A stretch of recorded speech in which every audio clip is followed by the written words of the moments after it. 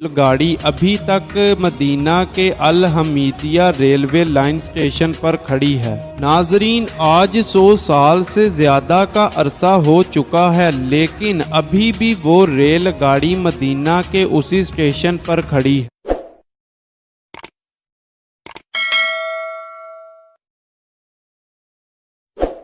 जी तो अस्सलामु अलैकुम, welcome back to Furqan documentary studio. नाजरीन, आज का टॉपिक बहुत दिलचस्प है, जिसमें आज हम एक पक्के और सच्चे आशिक रसूल के बारे में बात करेंगे। नाजरीन, ये जिस आशिक रसूल के बारे में मैं आज आपको बताने लगा हूँ, ये कोई आम शख्स नहीं बल्कि एक बादशाह था। जी हाँ नाजरीन, मैं सल्तनत उस्मानिया के 34वें बादशाह यानी सुल्तान अब्दुल हमीद खान की बात कर रहा हूँ। नाजरीन, सुल्तान अब्दुल हमीद खान 21 सितंबर 1842 को कुस्तुनतुनिया तुर्की में पैदा हुए और सुल्तान अब्दुल हमीद ने 31 अगस्त 1876 से 27 अप्रैल 1909 तक तुर्की में हुकूमत की।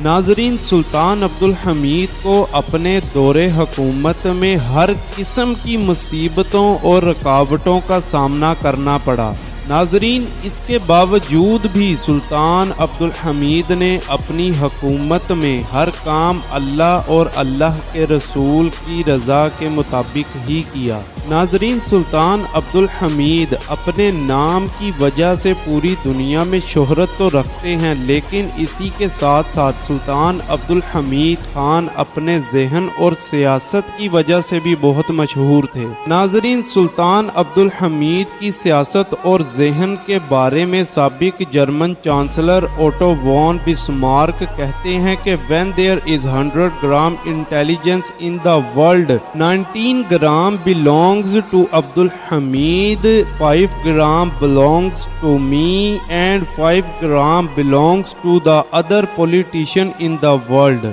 नाजरीन, मतलब के ओटो वॉन बिस्मार्क ने उस वक्त कहा कि अगर पूरी दुनिया में 100% जहानत है तो उसमें से 90% जहानत अब्दुल हमीद के पास है, 5% जहानत मेरे पास है और बाकी की 5% जहानत दूसरे लोगों के पास है।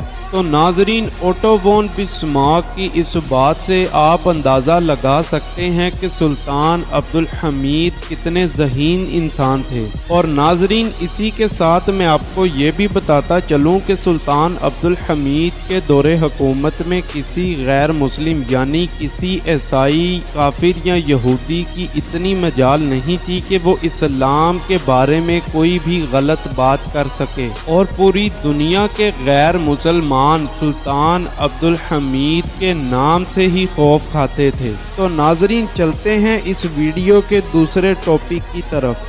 नाजरीन, सुल्तान अब्दुल हमीद के दौर में जब भी कोई हज या उम्रे की सियादत हासिल करने के लिए जाता था, उसे 6 माह का अरसा लगता था, क्योंकि उस वक्त लोग ऊंट की सवारी करके हज या उम्रे के लिए जाया करते थे। नाजरीन, जैसा कि मैंने आपको पहले बताया कि सुल्तान अब्दुल हमीद अल्लाह के रसूल सल्लल्लाहु अलैहि वसल्लम के सच्चे आशिक थे। तो नाजरीन, इसी इश्क की इंतहा में सुल्तान अब्दुल हमीद ने अपने मुसलमान भाइयों के लिए हज और उम्रे की सियादत हासिल करने के लिए 6 माह के अरसे को 1 हफ्ते का अरसा बनाने के लिए एक रेलवे लाइन मंसूबा बनाया, जो कि 1 सितंबर 1900 को दमिश्क में लॉन्च किया गया। और नाजरीन, जिस तरह रेलवे लाइन मंसूबे की खबर पूरी दुनिया में फैलती गई, वैसे पूरी दुनिया से मुसलमानों ने इस मंसूबे में अपना हिस्सा डालना शुरू कर दिया।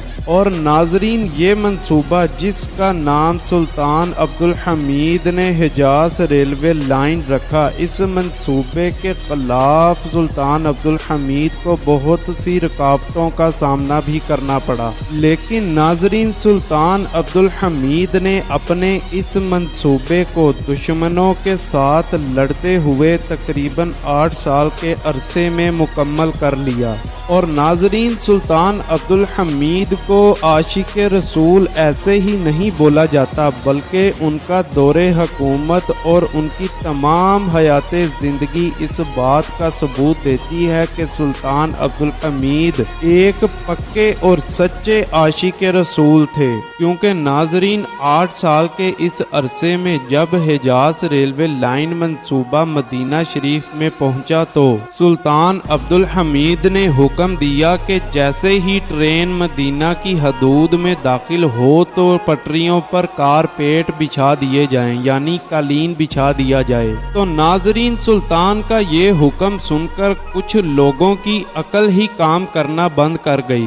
سلطان عبدالحمید نے یہ حکم دے کر کہا کہ میں ہرگز نہیں چاہتا کہ اس ریل کے شور کی وجہ سے میرے آقا کے شہر مدینہ کی پاک فضا آلودہ ہو، اس لیے مدینہ کی حدود میں ریلوے لائن پر قالین بچھا دیے جائیں تاکہ ریل مدینہ کی حدود میں داخل ہونے کے بعد کسی بھی قسم کا شور نہ کر سکے۔ تو ناظرین اسی طرح سلطان عبدالحمید کے حکم کے مطابق مدینہ کی حدود میں ریلوے لائن پر قالین بچھا دیے گئے۔ تو ناظرین جب 8 سال کے عرصے میں یہ منصوبہ مدینہ تک مکمل ہوا تو سلطان عبدالحمید اس منصوبے کو دیکھنے کے لیے خود تشریف لائے۔ ناظرین جیسا کہ آپ کو معلوم ہوگا کہ پرانے وقتوں میں ٹرین کوئلے سے چلا کرتی تھی، اسی طرح حجاز ریلوے لائن پر چلنے کے لیے تیار کی گئی ریل گاڑیاں بھی کوئلے سے ہی چلتی تھیں۔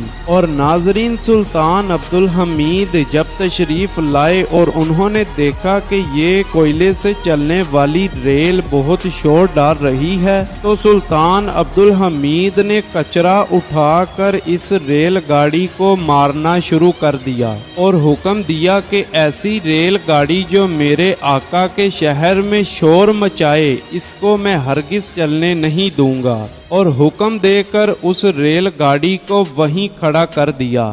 اور ناظرین سلطان عبدالحمید کے حکم سے کھڑی کی جانے والی وہ ریل گاڑی ابھی تک مدینہ کے الحمیدیہ ریلوے لائن اسٹیشن پر کھڑی ہے۔ ناظرین آج 100 سال سے زیادہ کا عرصہ ہو چکا ہے لیکن ابھی بھی وہ ریل گاڑی مدینہ کے اسی اسٹیشن پر کھڑی ہے۔ تو ناظرین اسے کہتے ہیں سچا اور پاک عشق جو سلطان عبدالحمید کا اللہ کے آخری نبی حضرت محمد صلی اللہ علیہ وسلم سے تھا۔